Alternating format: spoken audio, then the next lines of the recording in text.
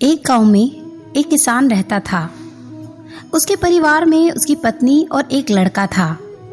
कुछ सालों के बाद पत्नी की मृत्यु हो गई। उस समय लड़के की उम्र 10 साल की थी।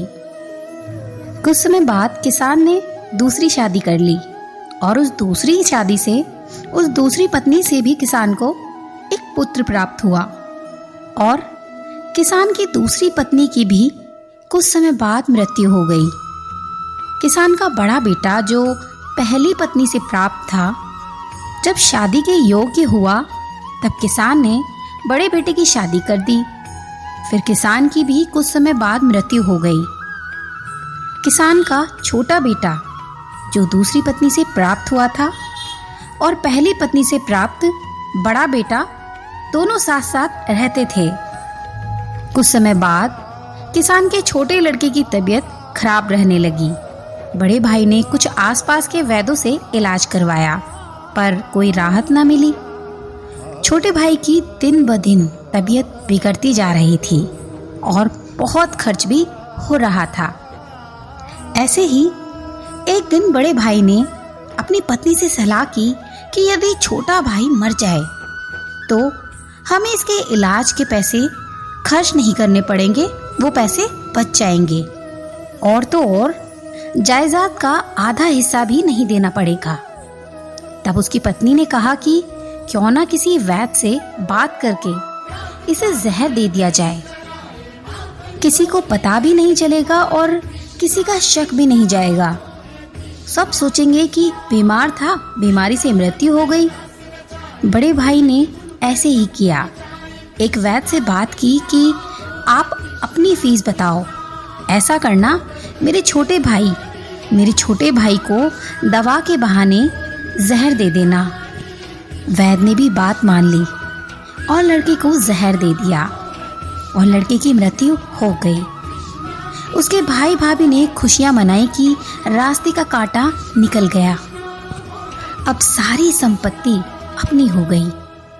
उसका अंतिम संस्कार कर दिया गया। कुछ महीनों पश्चात उस किसान के बड़े लड़के की पत्नी को एक लड़का हुआ। उन पति पत्नी ने खूब खुशियां मनाई।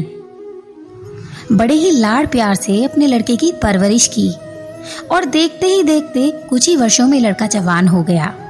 उन्होंने अपने लड़के की शादी कर दी। शादी के कुछ समय बाद अचानक लड़का बीमार रहने लगा। माँ बाप ने उसके इलाज के लिए बहुत वैद्यों से इलाज करवाया। जिसने जितना पैसा मांगा दिया, सब कुछ दिया ताकि लड़का ठीक हो जाए। अपने लड़के के इलाज में अपनी आधी संपत्ति तक बेच दी, पर लड़का बीमारी के कारण मरने की कगार पे आ गया। उसका शरीर इतना ज्यादा कमजोर हो गया था कि अस्थि पिंजर शेष रह गया था।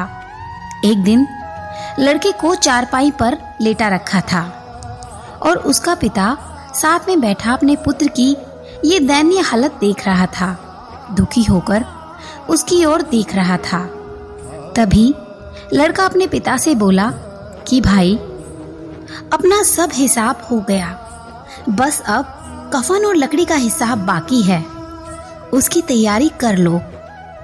ये सुनकर उसके पिता ने सोचा कि लड़के का दिमाग भी काम नहीं कर रहा है, शायद बीमारी के कारण, और बोला, बेटा मैं तेरा बाप हूँ, भाई नहीं।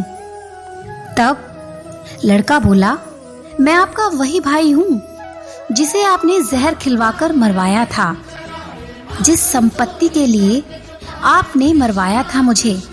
अब वो मेरे इलाज के लिए आधी बिक चुकी है, आपकी शेष है, हमारा हिसाब हो गया। तब उसका पिता फूट फूट कर रोते हुए बोला कि मेरा तो कुल नाश हो गया। जो किया वो मेरे आगे आ गया, पर तेरी पत्नी का क्या दोष था जो इस बेचारी को जिंदा जलाया जाएगा। उस समय सती प्रथा थी, जिसमें पति के मरने के बाद पत्नी को पति की चिता के साथ जला दिया जाता था। तब वह लड़का बोला कि वो वैद्य कहाँ है जिसने मुझे जहर खिलाया था। तब उसके पिता ने कहा कि आपकी मृत्यु के 3 साल बाद वो मर गया था। तब लड़के ने कहा कि ये वही दुष्ट वैद्य है, आज मेरी पत्नी के रूप में है। मेरे मरने पर इसे जिंदा जलाया जाएगा। हमारा जीवन जो उतार चढ़ाव से भरा है, इसके पीछे हमारे अपने ही कर्म होते हैं। हम जैसा बोएंगे वैसा ही काटना पड़ेगा। कर्म करो तो फल मिलता है, आज नहीं तो कल मिलता है। जितना गहरा अधिक हो कुआं, उतना मीठा फल मिलता है। जीवन के हर कठिन प्रश्न का जीवन से ही हल मिलता है। दोस्तों, अगर आज की कहानी पसंद आई हो तो ऐसी ही कहानियों के लिए आप चैनल को सब्सक्राइब कर सकते हैं, वीडियो को लाइक कर सकते हैं। मिलते हैं एक और नई कहानी के साथ, तब तक के लिए अलविदा।